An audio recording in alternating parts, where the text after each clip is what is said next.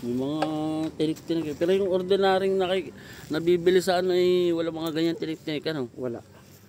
Ito kaya naman may kaunting kuan. Butas kasi yung bubong. Ano yun? Butas yung bubong kaya nagkakabandumi. Ah, ganoon. Na patak ang tubig.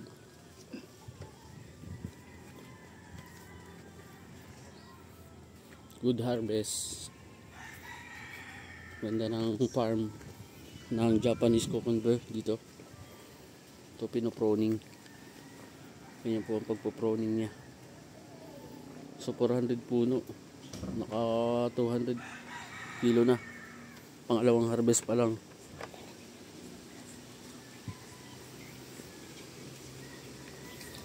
Ganda lang siya kadami. Yan po. Nilagyan ng pinaka safety po kasi para hindi masalanta ng hangin. Gagastusan lang talaga to. Ito yung pinaka ano nila. Dito naman po mga pechay. Ando na yung harvest.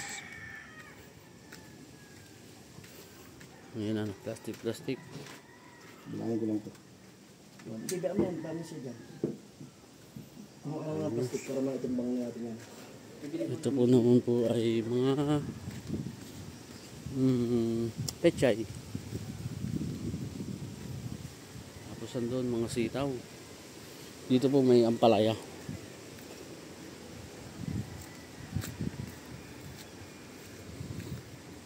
Okay.